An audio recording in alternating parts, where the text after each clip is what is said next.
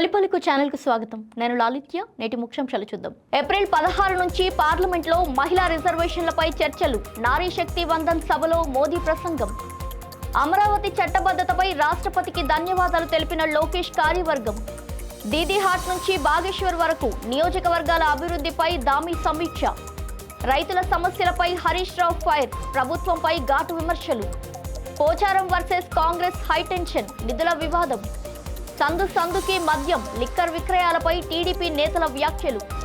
10 కోట్ల మోసం ఆరోపణలు. సింగర్ మంగ్లీ కన్నీటి స్పందన. మంగ్లీ వర్సెస్ లాయర్ వివాదం. పంజాగుట్ట పిఎస్ లో హైడ్రామా. ఆర్టీసీ విలీనంపై మంత్రి పొన్నం కీలక వ్యాఖ్యలు. సమ్మెపై హెచ్చరికలు. నన్ను టార్గెట్ చేస్తున్నారు. సోషల్ మీడియా ఆరోపణలపై స్పందించిన సీతక్క. తిరుచానూరు పోలీస్ స్టేషన్ ముందు ఉద్రిక్తత. పద్మావతి అమ్మవారి ఆలయ వాహన బేరర్లపై దాడి కేసులో 19 మందిపై కేసులు నమోదు. డీరెగ్యులేషన్ పై సీఎం చంద్రబాబు సమీక్ష. నిబంధనల్లో భారీ మార్పులకు సూచనలు. మే 5 తర్వాత బెంగాల్ విడిచిపోవాలి. చొరబాటుదారులపై అమిత్ షా హెచ్చరిక. ఆశా భోంస్లే అంతిమ వీడ్కోలు. ముంబైకు తరలి వచ్చిన ప్రముఖులు. ఢిల్లీలో జరిగిన నారీ శక్తి వందన్ సమ్మేళనంలో ప్రధాని నరేంద్ర మోదీ మహిళల పాత్రను ప్రశంసించారు. మన దేశంలో పంచాయతీరాజ్ వ్యవస్థ మహిళా నాయకత్వానికి గొప్ప ఉదాహరణగా నిలుస్తుందని పేర్కొన్నారు. స్వాతంత్ర సమరం నుంచి రాజ్యాంగ సభ వరకు మహిళల పాత్ర విశేషమని గుర్తు చేశారు. రాష్ట్రపతి నుంచి ప్రధానమంత్రి వరకు ఉన్నత పదవులు చేపట్టి మహిళలు తమ ప్రత్యేక గుర్తింపును సృష్టించుకుంటున్నారని అన్నారు. మహిళా రిజర్వేషన్ అవసరం దశాబ్దాలుగా ఉందని, దాదాపు 40 ఏళ్లుగా దీనిపై చర్చలు కొనసాగుతున్నాయని తెలిపారు. ఈ చట్టాన్ని పూర్తిగా అమలు చేయాలని ఏప్రిల్ 16 నుంచి పార్లమెంట్లో విస్తృత చర్చలు జరగనున్నట్టు వెల్లడించారు. చర్చలు, సహకారం, భాగస్వామ్యం ద్వారానే ఈ లక్ష్యం సాధ్యమని మోదీ స్పష్టం చేశారు. ఈ రోజు రాష్ట్రపతి ద్రౌపది ముర్ముతో ఆంధ్రప్రదేశ్ మంత్రి నారా లోకేష్, కూటమి ఎంపీలు భేటీ అయ్యారు. అమరావతి బిల్లు చట్టరూపం దాల్చిన నేపథ్యంలో రాష్ట్రపతికి లోకేష్ బృందం ప్రత్యేకంగా ధన్యవాదాలు తెలిపింది. ఈ సందర్భంగా అమరావతి చారిత్రక, సాంస్కృతిక ప్రాధాన్యాన్ని రాష్ట్రపతికి లోకేష్ వివరించారు. రాజధాని అభివృద్ధిపై తమ కృతనిశ్చయాన్ని తెలియజేస్తూ భవిష్యత్ ప్రణాళికలపై కూడా చర్చించినట్టు సమాచారం. డెహ్రాడూన్లో ఉత్తరాఖండ్ ముఖ్యమంత్రి పుష్కర్ సింగ్ ధామీ కీలక సమీక్షా సమావేశం నిర్వహించారు. దీదీఘాట్, గంగోలీహాట్, కప్కోట్, బాగేశ్వర్ నియోజకవర్గాలకు సంబంధించిన అభివృద్ధి హామీల అమలుపై ఈ సమావేశంలో సమగ్రంగా చర్చించారు. ప్రజలకు ఇచ్చిన హామీలు సమయానికి అమలు కావాలని, అభివృద్ధి పనుల్లో ఎలాంటి ఆలస్యం ఉండకూడదని అధికారులకు సీఎం స్పష్టమైన ఆదేశాలు ఇచ్చారు. నియోజకవర్గాల వారీగా పనుల పురోగతిని పరిశీలిస్తూ వేగవంతమైన అమలుపై దృష్టి సారించారు. సంగారెడ్డి జిల్లా సదాశివపేటలో రైతు సేవా కేంద్రాన్ని సందర్శించిన మాజీ మంత్రి హరీష్ రావు ప్రభుత్వంపై మండిపడ్డారు. రైతులు పండించిన శనగలను కొనుగోలు చేయకపోవడం దారుణమని, కోట అయిపోయిందంటూ రైతులను తిరస్కరించడం సరికాదన్నారు. ఎప్పుడు భూములు, కమిషన్లు, కాంట్రాక్టులపైనే రివ్యూలా, రైతులపై రివ్యూలు చేయవా అంటూ సీఎం రేవంత్ రెడ్డిపై ప్రశ్నల వర్షం కురిపించారు. పంటల కొనుగోళ్లు జరగడం లేదని ఇంటెలిజెన్స్ చెప్పడం లేదా, చెప్పినా రైతులనే చిన్నచూపు చూస్తున్నారా అంటూ తీవ్ర స్థాయిలో విరుచుకుపడ్డారు. రైతు బంధు లేదు, బోనస్ లేదు, కరెంటు సమస్యలు, కనీసం మద్దతు ధరకు పంట కొనలేని అసమర్థ ప్రభుత్వం ఇదని తీవ్ర విమర్శలు చేశారు హరీష్.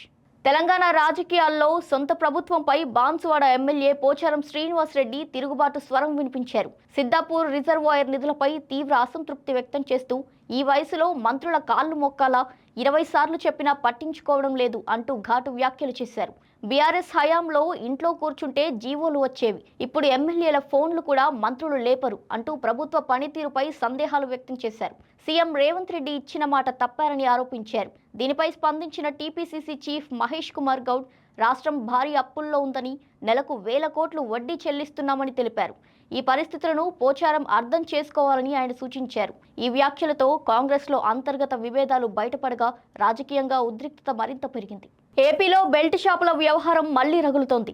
దీనికి తోడు జీతాల వివాదం జత కావడంతో రాజకీయ హీట్ మరింత పెరిగింది. 175 నియోజకవర్గాల్లో బెల్ట్ షాపులు ఎలా నడుస్తున్నాయో తిరువురులో కూడా అలాగే నడుస్తాయి, ఎవడాపుతాడు అంటూ టీడీపీకి చెందిన దేవదత్ చేసిన వ్యాఖ్యలు ప్రస్తుతం వైరల్ గా మారాయి. ఇక జీతాలు ఇవ్వాలని అడిగిన తిరువూరు అమరావతి హాస్పిటల్ వద్ద ఆసుపత్రి సిబ్బందిపై నా ఆడియో మీడియాకు లీక్ చేస్తారా, మీడియా వాళ్ళు జీతాలు ఇస్తారా అంటూ ప్రశ్నించడం మరింత వివాదానికి దారితీసింది.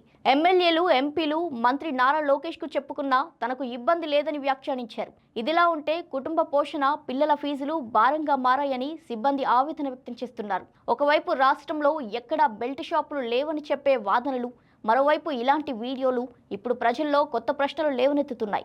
తనపై వచ్చిన 10 కోట్ల రూపాయల మోసం ఆరోపణలపై ప్రముఖ గాయని మంగ్లీ తీవ్రంగా స్పందించారు. పంజాగుట్ట పోలీసులను ఆశ్రయించిన ఆమె మీడియా ముందుకు వచ్చి కన్నీటి పర్యంతమయ్యారు. అడ్వకేట్ సుబ్బారావు చేస్తున్న ఆరోపణలన్నీ అసత్యమని, కేవలం ప్రచారం కోసం తననే లక్ష్యంగా చేసుకున్నారని ఆవేదన వ్యక్తం చేశారు. నాకు పార్టీ ప్రాణం, ఇతరులను మోసం చేయాల్సిన అవసరం లేదు అంటూ ఆమె స్పష్టం చేశారు. ఇటీవల బయటకు వచ్చిన వీడియోలు, పెట్టుబడుల పేరుతో మోసాల ఆరోపణల నేపథ్యంలో తన పేరు లాగడం పూర్తిగా తప్పని మంగ్లీ పేర్కొన్నారు. ఈ వ్యవహారంలో తనకు ఎలాంటి సంబంధం లేదని తెలిపారు. తన ప్రతిష్టకు భంగం కలిగించేలా జరుగుతున్న అసత్య ప్రచారాలపై పోలీసులకు ఫిర్యాదు చేసినట్టు ఆమె వెల్లడించారు.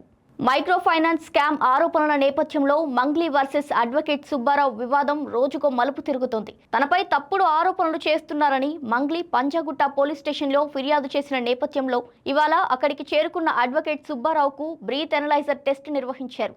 మద్యం వాసన రావడంతో చేసిన టెస్టులో 27% ఆల్కహాల్ రీడింగ్ నమోదైంది. అక్కడే పోలీసులు సుబ్బారావు మధ్య వాగ్వాదం చెలరేగింది. తాను రాత్రి మద్యం సేవించాలని, కానీ డ్రైవింగ్ చేయలేదని సుబ్బారావు చెప్పగా పబ్లిక్ ప్లేస్లో ఉన్నప్పటికీ టెస్ట్ చేయొచ్చని పోలీసులు స్పష్టం చేశారు. ఈ ఘటనతో పంజాగుట్ట పిఎస్లో కాసేపు హైడ్రామా నెలకొంది. ఆర్టీసీ విలీనం, సమ్మె అంశాలపై రవాణా శాఖ మంత్రి పొన్నం ప్రభాకర్ కీలక వ్యాఖ్యలు చేశారు. విలీనం అంశం ప్రస్తుతం కమిటీ పరిశీలనలో ఉందని, సమ్మె విషయంలో 2 అంశాలు మినహా మిగతా విషయాలపై చర్చించడానికి ప్రభుత్వం సిద్ధంగా ఉందన్నారు. సిబ్బంది సమస్యలను పరిష్కరిస్తామని హామీ ఇస్తూ ప్రేరేపిత సమ్మెలకు వెళ్లొద్దని కార్మికులను ఆయన కోరారు. పెండింగ్ డిఏ చెల్లించామని, పీఆర్సీపై కూడా ఆలోచన చేస్తున్నామని తెలిపారు.